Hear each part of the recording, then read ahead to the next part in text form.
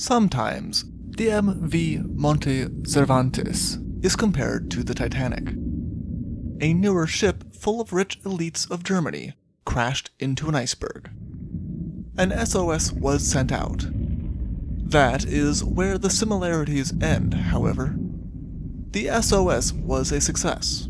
No lives were lost, and the ship was saved, only to wreck a year and a half later and become a total loss.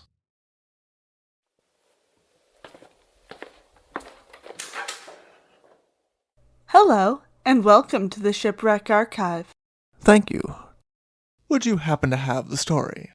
The captain goes down with MV Monte Cervantes. Here we are. Enjoy!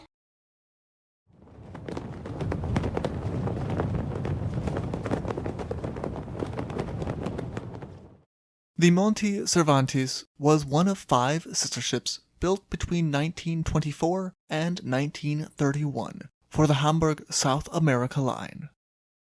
The 13,913-ton diesel motor vessel was finished and added to the fleet in 1928. As one of the main tasks to be held by the Monte Cervantes was to provide cruises to places of interest, she was considered a luxury liner. Though considering the large number of people who she often carried, it seems to have been at times a cramped luxury. In July 1928, one of the main news stories of the time all over the world was the Arctic expedition of Umberto Nobile, crashing due to a storm in their airship, the Italia. As ships converged to search for survivors of the crash, the MV Monte Cervantes was employed to bring the curious public to see the region of the wreck. She was carrying from 1,500 to 1,800 sightseers from Hamburg to go see Spitzbergen, since the Svalbard archipelago was the area the Italia went down. The danger to travel was not only for those who were traveling in the air, however, and the passengers on board the Monte Cervantes were deeply alarmed on the 25th of July to find that their ship had struck what was later determined to be an iceberg, and was taking on water fast. The pumps were put to work to slow the sinking of the ship, though they could not entirely prevent the ship from taking on water. Meanwhile, an SOS was broadcast repeatedly, catching the attention of the ships that had been sent out to try to find the survivors of the Italia. The Russian icebreaker Krasin managed to arrive alongside the Monte Cervantes the next day, and divers from her immediately got to work patching the hole in her enough that the pumps could catch up. With the area free from water, the crew on board the Monte Cervantes was able to get to work mending their ship enough to bring their passengers home safely. The Krasin, meanwhile, stood by in case of emergencies. It was her second rescue in a few days. She had found 15 people from the Italia and picked them up right before receiving the SOS from the Monte Cervantes. The passengers on board the Monte Cervantes gave the rescuing ship a standing ovation. They were well aware of the serious danger they had been in, and only had the kindest words for the Krasin and her crew. In Russia, the actions of the Krasin became a matter of deep national pride, but the Hamburg South America Line and Russia were soon in a debate over what the exact value of the rescue was. That Russia was owed salvage money was unavoidable, but Russia wanted 1.5 million marks, something that the Hamburg South America Line felt was too much. In October 1929, an independent arbitration set the amount to be paid to Russia at 600,000 marks, around 142,800 American dollars at the time, and both sides settled. The Monte Cervantes, meanwhile, was repaired and returned to the company's more regular employment of traveling between Germany and South America. She would not make headlines again until January 1930.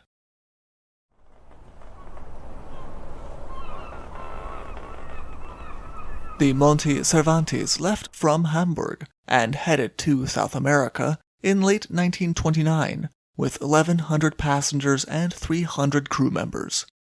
At least 400 of the passengers were described as tourists, though the Monte Cervantes did also carry people who intended to work in or emigrate to South America. Among the stops that the passengers could look forward to was the port of Ushuaia in Argentina, where they could visit the sawmills, Mount Sustana, see the farms, and visit the jail. On the 21st of January, 1930, the people on board the Monte Cervantes enjoyed such a visit and then boarded the ship again to continue their voyage. Unfortunately, the Monte Cervantes had made its final scheduled stop. On the 22nd of January, the Monte Cervantes struck hard on a submerged rock, most likely the Pad de Indigo group, near Les Iquilaires. Captain Dreyer of the Monte Cervantes had set a careful course that would bring them safely near Les Iquilaires lighthouse, and should avoid any danger. At 12:42, it was agreed that the ship was taking the correct course according to the map that the ship had, and that there should be no danger. The conditions were clear and calm. The lighthouse was in good working order, and there was no reason for anyone on board to be concerned about the ship. Mere minutes later, around 1 p.m., however, the starboard of the ship struck against a submerged rock.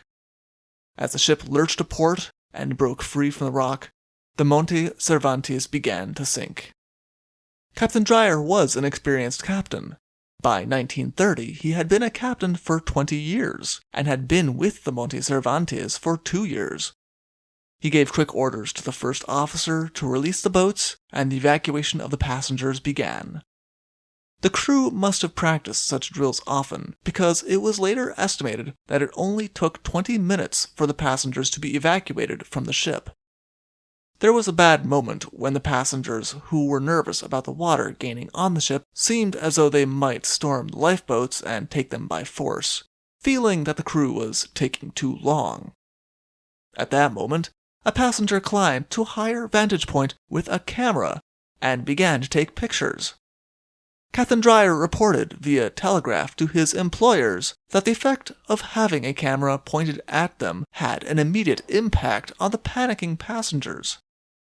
Captain Dreyer reported that the passengers immediately quieted down, began to see the humor in the situation, and the rescue was able to continue as though it was only a practice run.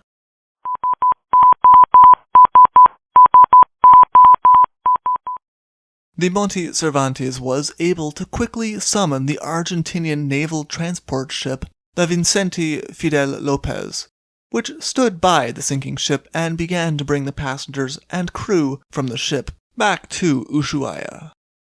Here they created a small crisis. Ushuaia was home to about 800 people, and they suddenly found that they had to house and feed 1,400 to 1,500 people. Newspapers around the world reported that there were concerns about the comfort of those who had suddenly found themselves stranded. Every home and building in the town was now a temporary shelter for the shipwrecked. This included the buildings of an abandoned mission and the jail, which horrified the papers. They went out of their way to name the criminals that were already housed in the jail and their terrible crimes. There was literally no other place for Ushuaia to place people, though. On hearing the news, the Hamburg South America line dispatched another liner, the Monte Sarmiento, to land all of her passengers at Montevideo, and then take on board 5 newspapermen and 3 officials from the shipping line to head for the wreck. On board, the Monte Sarmiento carried supplies for the people who were shipwrecked, and was also expected to pick up the passengers and crew of the Monte Cervantes and transport them to Buenos Aires. It was noted by the papers that the Monte Sarmiento was a much smaller ship than the Monte Cervantes. She was generally considered to only have accommodations for 600 passengers, so it was about to become very cramped quarters. though it was reported to the Hamburg South America line immediately after the accident that the Monte Cervantes was a total loss and unsavable, it did not sink immediately. Captain Dreyer remained on board with 60 members of the crew, and they did what they could to lighten her, in the hopes of being able to save the ship. In the meantime, the Vicente Fidel Lopez stood by and took off the majority of the luggage that had been carried aboard the Monte Cervantes, as well as provisions, which were then deposited in Ushuaia for the benefit of the passengers.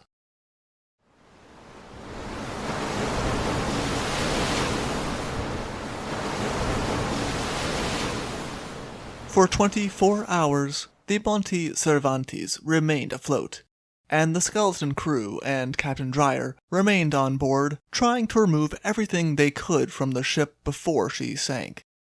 It was reported that Captain Dreyer remained at his post on the bridge, and even when the ship gave a lurch to starboard, and the remaining crew began a hurried final evacuation, he seemed reluctant to leave his post. He was the last person on board the ship when she suddenly capsized entirely. The crew insisted that he obviously did not intend to go down with the ship, no matter what romantic notions the idea conjured up in the public imagination. The last they had seen of Captain Dreyer, he had a life preserver on, and tried to leap clear of the ship at the last moment. The ship was sinking too quickly now, though, and he was not able to get clear of the ship fast enough to not go down with her. All that remained above water was the ship's propellers and rudder, which were still held up by the rocks that she had wrecked on. It was an event that would spark much discussion about the notion of a captain going down with his ship. The Seaman's Journal would take the opportunity to write an article condemning the notion entirely, saying that if everyone else has already left the ship, it was a captain's duty to follow them rather than stay with the ship. How else would the inquiry get all of the answers about how and why the wreck occurred? The journal condemned the idea of a captain going down with his ship as captains trying to avoid facing the consequences of having lost their ship. There was at least one other question at the inquiry that was left unanswered because Captain Dreyer was not there to answer it. Why was it that the course of the ship had been modified from the one that it generally took and he was familiar with? None of the officers knew. Captain Dreyer was never recovered, and this led to more rumors, including one that he had been spotted some time after the wreck with a shipment of gold that was also rumored to have been on the ship, but was never recovered. There was no evidence of this, and the crew as well as the Hamburg South America line mourned the loss of the experienced and popular captain. As the Monte Sarmiento carried the passengers and crew from the Monte Cervantes past the wreck of the Monte Cervantes, the band from the ship played a funeral march in honor of their lost captain.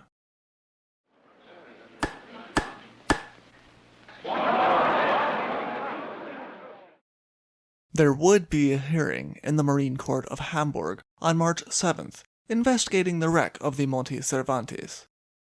They would find that the officers, including Captain Dreyer, had been completely blameless in their actions, and praised how efficiently the passengers had been brought to safety. Thanks were also offered to the Vicente Fidel Lopez and the prison officials of Ushuaia for their help in transporting and sheltering the shipwrecked victims.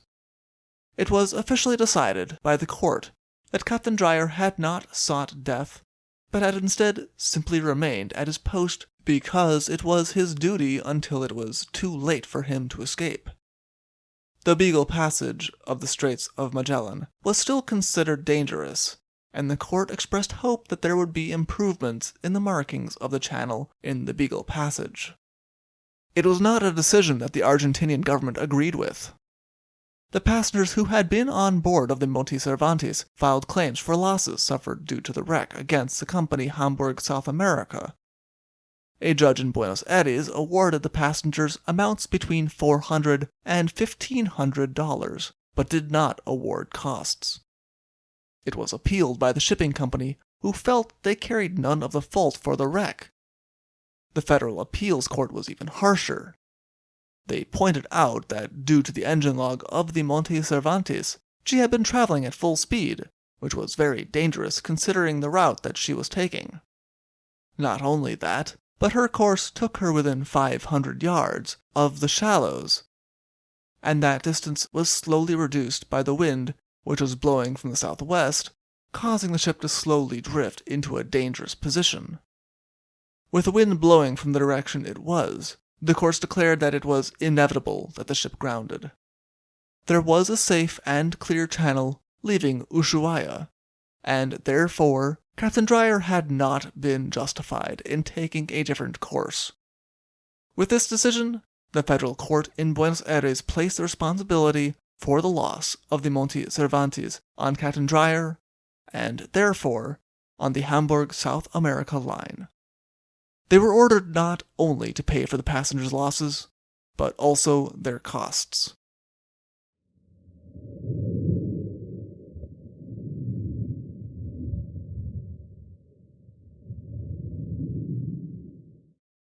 The Monte Cervantes would float one last time, though. She was too tempting of a target for salvage operations.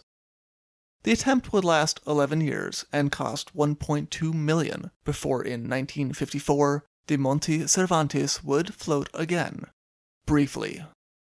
Under the tow of 3 salvage tugs, she would sink again, only a short ways away from where she struck the rocks, and this time out of their reach and ending all further salvage efforts. In the early 2000s, divers once more set their eyes on the Monte Cervantes, and for a short while its wreck became one of the most well-known dive sites on the Beagle Channel, even though it was a dangerous dive. The weather conditions, cold water, strong currents, and depth of the wreck all made it a risky adventure. The site was eventually declared to be a site of cultural heritage, however, and diving was banned in that area. The Monte Cervantes now lies undisturbed, with her hull resting at 108 meters below the ocean, where it came to rest after the second time she sank. For more information, please see Disasters at Sea by Milton H. Watson, or see our other sources in the description below. Thank you for listening. Thank you for visiting the Shipwreck Archives. See you soon.